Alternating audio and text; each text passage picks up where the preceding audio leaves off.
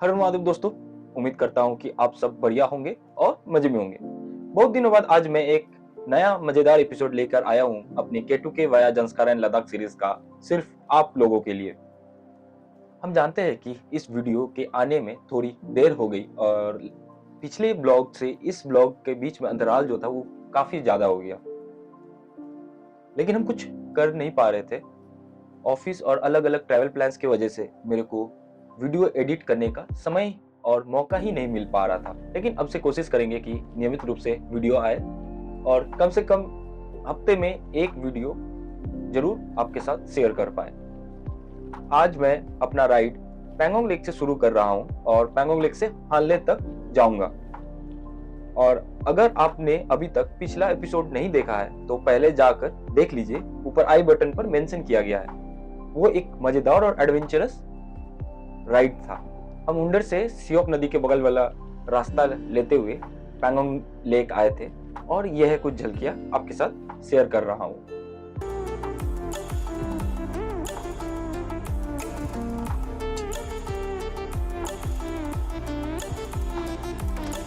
और क्योंकि ये वीडियो वॉइस ओवर के साथ है तो बता दूं कि आज का सफर उससे भी ज्यादा एडवेंचरस और मजेदार होने वाला है। जब आप ले से पैंगोंग की ओर आएंगे और पैंगोंग लेक पहुंच जाने के बाद सबसे पहले लुकुंग, स्पागमिक और फिर मान गांव आता है। देखिए कितना अद्भुत नजारा है। इतनी ऊंचाई पर इतनी साफ पानी वाली झील देखना अपने आप में एक अनूठा अनुभव है। पैंगोंग लेक की यही खासियत है, जहां से भी देखे इसकी खूबसूरती अलग ही प्रतीत होती है। ऊपर से देखने पे आपको ये नीला पानी और नीचे से झील की तलहटी में पड़े पत्थर भी साफ दिखता है। यदि आपने शुरुआती इंट्रो देखा है तो आपको इसका एक झलक पहले ही मिल गया होगा।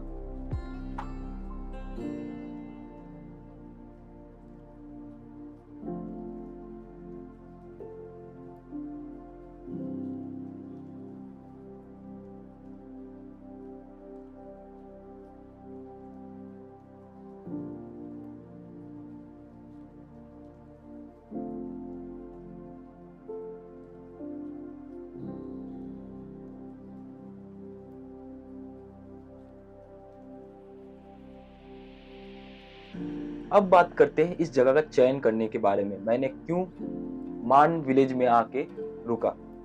ये जगह काफी शांत है और जैसे जैसे आप हानले की ओर बढ़ते रहेंगे भीड़ कम होती जाती है। इसीलिए हमने मान विलेज में रुकने का निश्चय किया। यदि आप आ रहे हैं पैंगोंग और मान विलेज में रुकना चाहते हैं तो पैंगोंग हाइट्स बोल के एक होटल है, वहाँ रुकने का एक अच्छा विकल्प रहेगा। 2000 में आपको डिनर और ब्रेकफास्ट की सुविधा मिलती है और सबसे महत्वपूर्ण बात यह है कि ये लेक के एकदम किनारे पे है।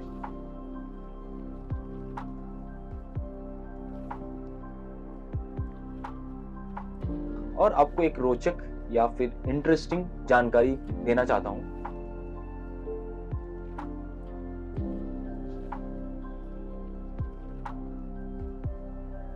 अभी आपको इंटरेस्टिंग जानकारी देना चाहता हूँ। पैंगोंग लेक के उस साइड जो पहाड़ों का कतार या फिर पर्वत श्रृंखला है उन्हें चैंग चनमुक कहा जाता है और भारतीय सेना के जवान इन्हें फिंगर्स कहते हैं क्योंकि ये झील तक फैले हुए हैं उंगलियों की तरह। तो ये बस मेरे को यहाँ आके पता चला तो सोचे आप लोगों से भी शेयर कर देता हूँ। और देखते देखते हम मेरठ पहुंच गए और ये एक छोटा सा प्यारा सा गांव है जहां पर आप ठहर भी सकते हैं।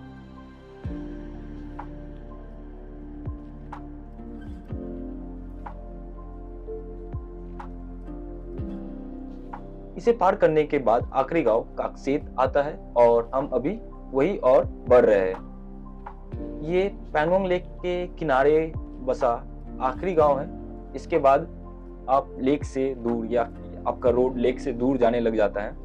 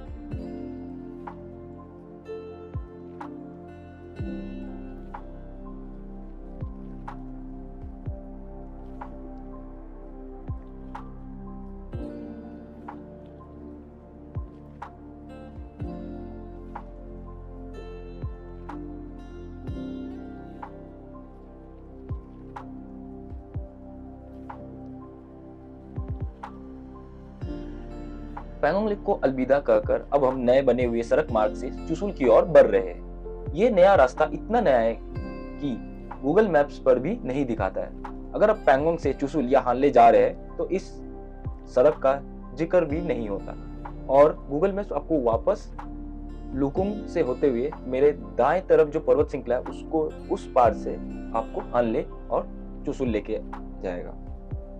और सबसे बड़ी बात यह है कि यहाँ तक शानदार सड़कें और इंफ्रास्ट्रक्चर बनते देखना वाकई कमाल का अनुभव है।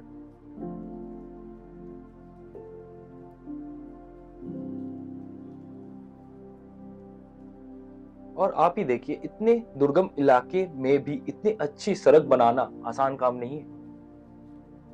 इसके लिए केंद्र सरकार और BRO बॉर्डर रोड ऑर्गेनाइजेशन का मैं धन्यवाद करता हूं, जिनकी मेहनत से आज हम इतनी ऊंचाई और दूर दराज के इलाकों में भी बिना किसी दिक्कत के सफर कर पा रहे। चलिए, ये बात तो साफ है कि पहले की सरकारें इस इंफ्रास्ट्रक्चर की अहमियत को समझ नहीं पाए, जो चाइना हमसे 50 साल पहले ही समझ गए थे। लेकिन अब की सरकार ने इसे समझा और जिस रफ्तार से विकास हो रहा है वो वाकई काबिले तारीफ है।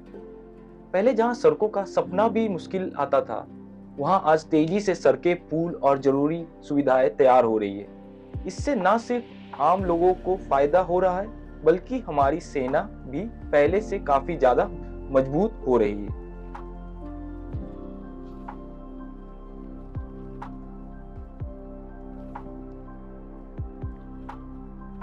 चारों तरफ बस पहाड़ ही पहाड़ और हम इन वादियों के बीच में अपनी रुद्र पर आगे बढ़ते जा रहे हैं।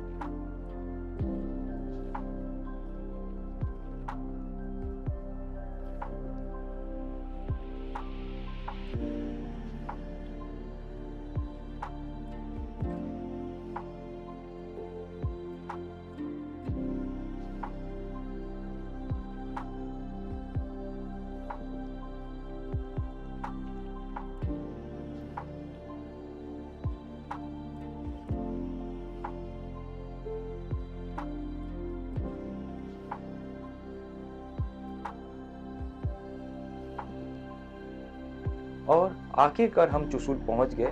ये एक छोटा सा गांव है जहां पर इधर उधर कुछ घर ही नजर आते हैं, लेकिन ये जगह केवल एक गांव भर नहीं बल्कि 1962 में युद्ध का एक गवाह भी है।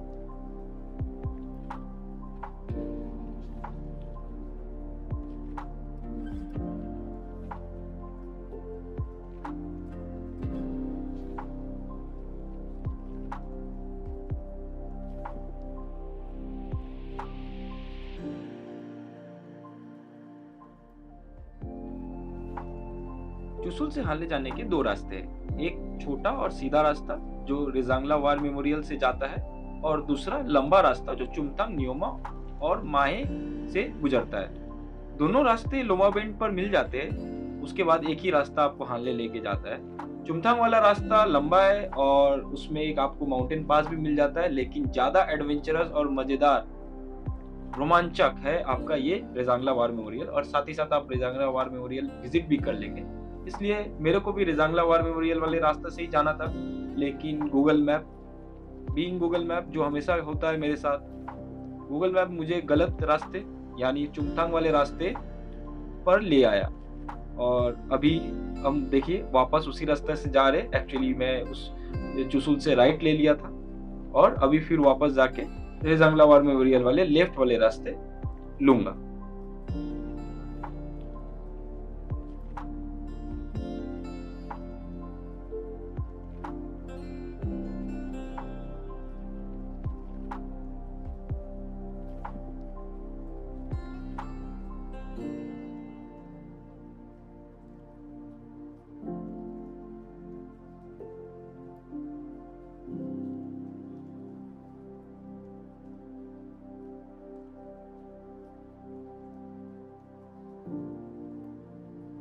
और अगर हम वापस आके रेजांगला वार मेमोरियल वाला रास्ता नहीं लेता तो जो अभी तक का बेस्ट ऑफ रोडिंग एक्सपीरियंस था वो मैं नहीं कर पाता। तो एकदम ही सही डिसीजन था, और जब तक यहाँ पर रोड नहीं बन जाता है, एक्चुअली रोड बन ही रहा है और हो सकता है आप नेक्स्ट समर में जब आएंगे तो रोड बन चुका रहेगा, लेकिन जब तक है तब तक एक्सपीरियंस कर लीजिए खतरनाक एडवेंचर, खतरनाक ऑफ रोड, मतलब worth it, definitely worth it.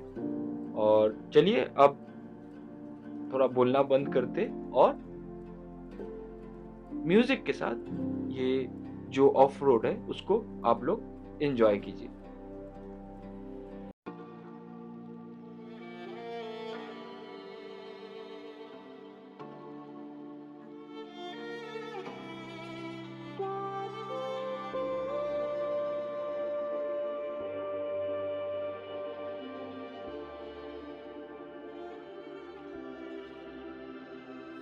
Stranded in the open, dried out tears of sorrow, lacking all emotion, staring down the barrel, waiting for the final gates to open to a new tomorrow. आखिरकार हम Rezang La war memorial पहुंच गए। यही वो जगह है जहां 1962 के युद्ध में एक महान लड़ाई लड़ी गई थी। जब चाइनीज सेना साउथ पैंगोंग गैप से आगे बढ़ रही थी तब हमारे 114 इन्फेंट्री के वीर सैनिकों ने अपनी जान की बाजी लगाकर उनका सामना किया।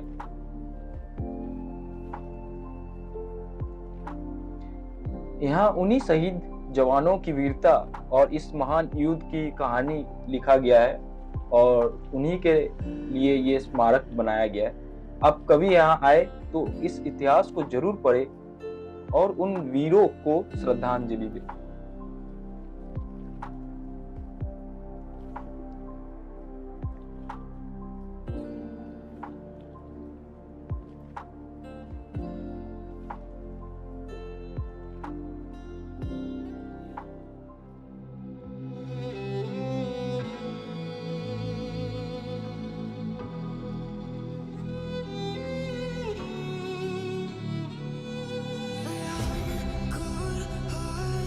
But I'm just getting started. My eyes on the target. No, no.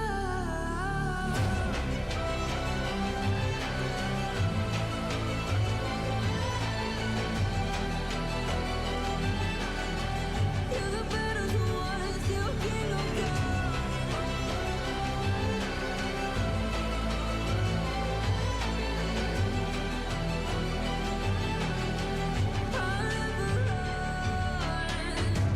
Best to give me your loyalty, 'cause I'm taking the world, you'll see.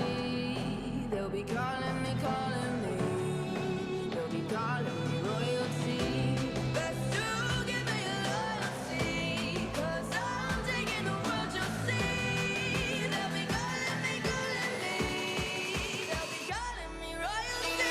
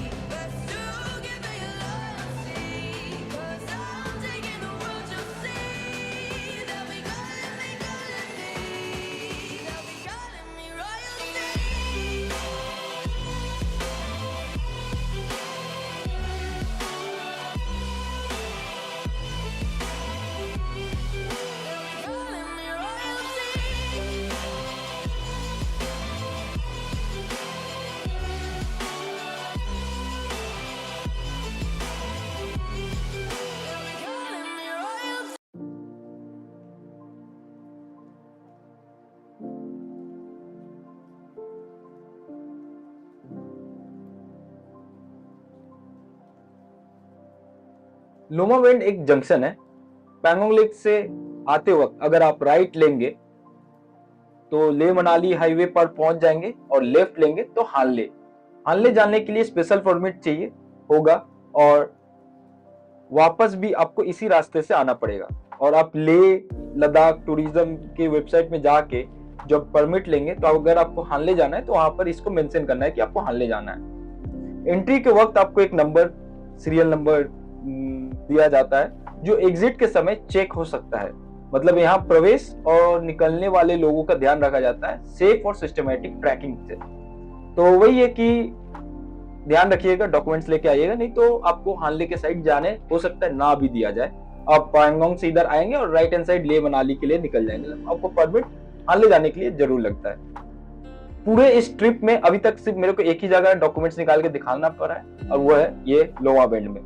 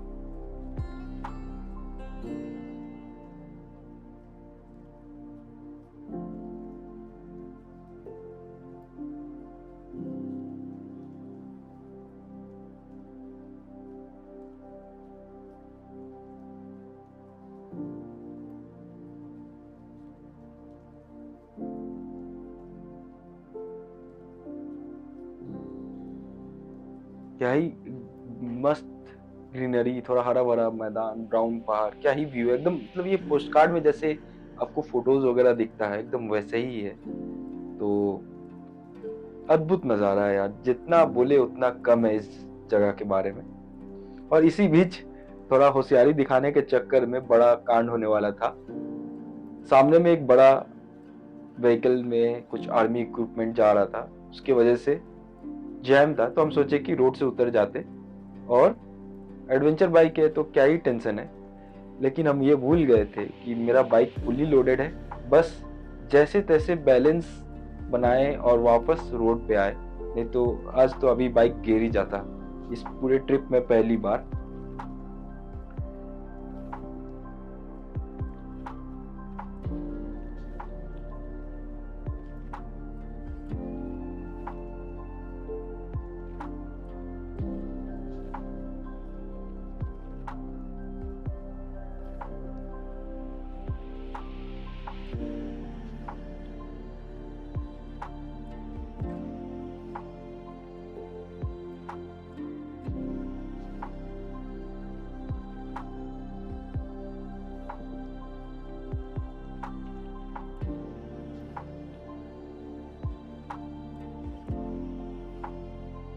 तो एक्चुअली वो बड़ा व्हीकल, ट्रक एक्चुअली, जो सामान कैरी करता है, लार्ज इक्विपमेंट्स, उसको पार करते करते लगभग आधा घंटा लग गया। और हम लोग सबको ही रुके हुए थे, लगभग 300 के आसपास राइडर्स आके इकट्ठा हो गए थे उस ट्रक के पीछे। और एक जगह जाके साइड मिला और फिर वहां उसको ओवरटेक करके अब तेजी से हानले की ओर बढ़ते जा रहे। नहीं तो पता चला हानले जाके मेरे को जगह ही ना मिले रहने के लिए। चलिए, यहाँ से अब रोड अच्छा है और थोड़ा सा तेजी से भगाया जाए।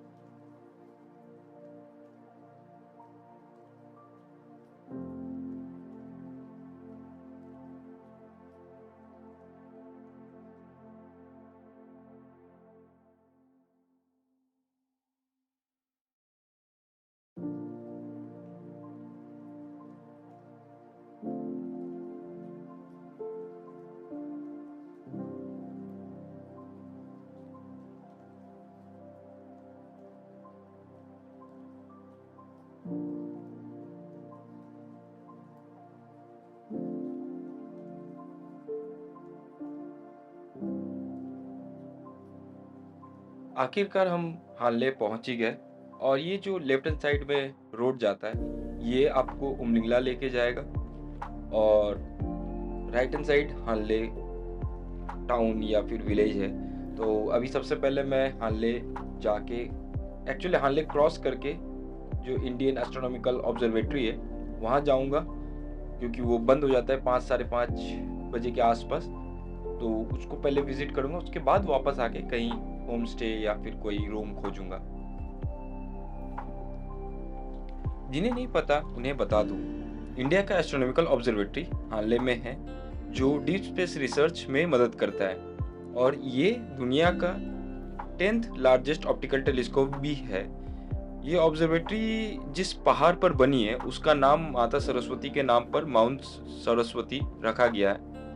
हानले इसीलिए मशहूर है क्योंकि यहाँ पर हमारे जैसे एस्ट्रोनॉमी के शौकीन लोग आते हैं और स्टारगेजिंग का आनंद लेते हैं। यहाँ लाइट पॉल्यूशन बिल्कुल कम है, सिर्फ हानले ही नहीं पैंगोंग और पूरी नुब्रा वैली में भी। इस वजह से रात को अपनी आंखों से मिल्की वे देख सकते हैं।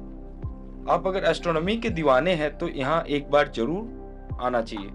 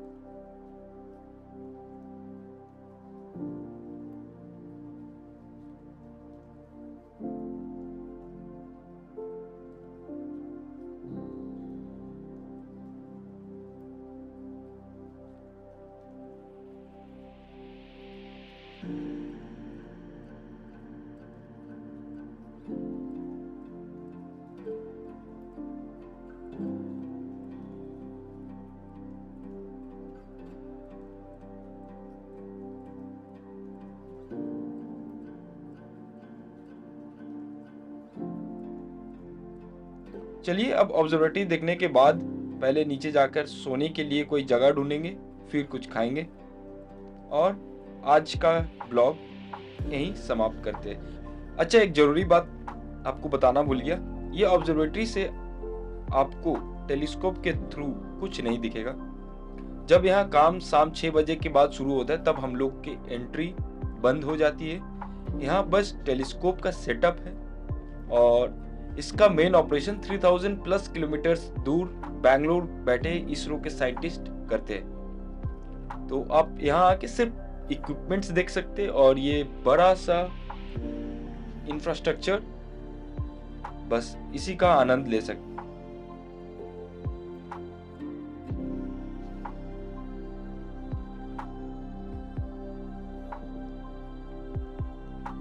चलिए आज के लिए इतना ही, फिर मिलते हैं आपको एक नए एडवेंचरस ब्लॉग के साथ। और नेक्स्ट ब्लॉग तो एपिक होने वाला है क्योंकि मैं उमलिंगला जाऊंगा। तो चैनल को जल्दी से सब्सक्राइब कर डालें ताकि नेक्स्ट एपिसोड आते ही आपको पता चले। और अभी तक अगर आप मेरे वीडियो देख रहे हैं तो उसके लिए धन्यवाद।